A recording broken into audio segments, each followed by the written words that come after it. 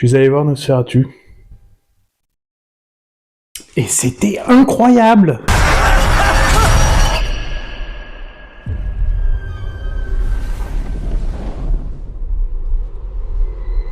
I'm ready.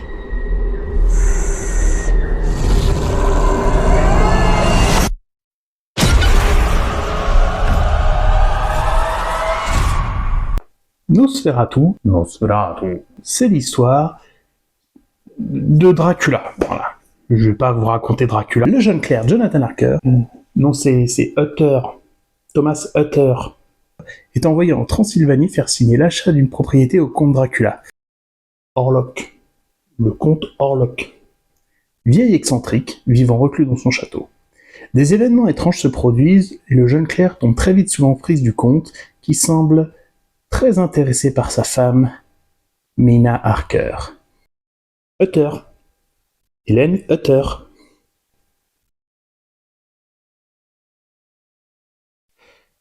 En 1922, Frédéric Murnau adapte Dracula de Bram Stoker sans avoir les droits. L'action est donc déplacée et les personnages de l'histoire sont renommés. Le supercherie trompe personne, hein. Encore moins Florence Balcombe, la veuve de Bram Stoker, qui intente un procès à la maison de production et gagne, entraînant la destruction de plusieurs copies du film, qui seront quand même sauvegardées en secret, permettra au film ainsi de ressortir à la fin des années 20 et au début des années 30 en France et aux États-Unis, où il connaîtra un énorme succès. Le Nosferatu de Robert Egger est donc un remake du film de 1922, plutôt qu'une adaptation du roman de Bram Stoker. Robert Egger, à qui on doit déjà Northman avec Eric Skarsgård, ça tombe bien, c'est son papa qui joue le comte Orlok, et The Lighthouse, avec William Dafoe, qu'on retrouve ici aussi dans le rôle de Van Helsing. Je n'ai pas retenu le nom du personnage dans le film, donc dans le rôle de Van Helsing, quoi. Alors personnellement, j'ai pas vu Lighthouse. Je l'ai raté quand il est sorti en salle, un peu dégoûté, mais je me souviens très bien de la bande-annonce, et il y a quelques trucs similaires qu'on retrouve dans ce film. Le format 4/3, tout le long du film, et une image en noir et blanc, pas du vrai noir et blanc, une image très désaturée avec quelques couleurs quand on se rapproche par exemple d'une flamme ou d'une autre source de lumière. C'est magnifique. D'ailleurs, j'ai regardé sur Wikipédia et c'est son même directeur de photographie partout. Les acteurs sont bons, ou très bons. Lily Rose Depp par exemple, elle est vraiment excellente dans son rôle de femme tourmentée par le démon. D'ailleurs, Lily Rose Depp, elle était où pendant tout ce temps, quoi? Putain de bonne actrice. Nicolas Hoult est bon.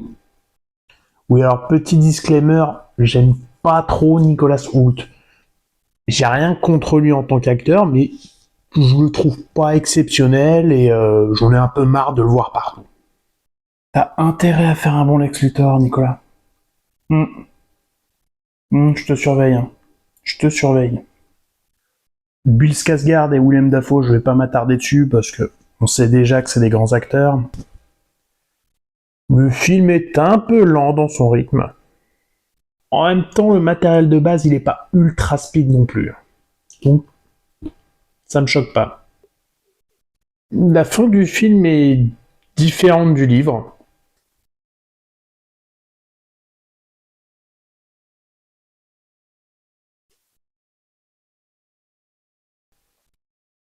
Mais je ne sais pas si elle est différente du film de 1922. C'est pas ultra choquant non plus, c'est juste qu'ils ont choisi de raconter une fin différente. Bref, allez voir Nosferatu, c'est vraiment un super film pour commencer l'année 2025. Nosferatu. Cette vidéo est à présent terminée, j'espère qu'il vous a plu. Voilà. Je tente un nouveau truc cette année, je vais parler de films, on verra si ça marche ou pas, où est-ce que ça m'emmène, j'en sais rien, on verra. Bref, vous savez comment YouTube marche, si ça vous a plu, vous laissez un pouce, si vous a vraiment plu, vous laissez un commentaire, voire vous partagez. Si vous avez trouvé que c'est de la merde, insultez-moi en commentaire aussi, ça fait quand même du référencement, mais poliment, comme ça j'ai pas à modérer. Si vous avez vu le film et qui vous a plu, dites-le aussi, ou qui vous a pas plu, dites-le aussi. Si vous avez vu l'original de 1922, donnez-moi votre avis. Perso, j'ai très envie de le voir, hein, je l'ai pas encore vu, donc si vous l'avez vu, dites-moi en commentaire s'il est bien, si ça vaut le coup de payer 15-20 balles les DVD sur Amazon, quoi. Et puis voilà, moi je vous dis bisous, et voyez des films.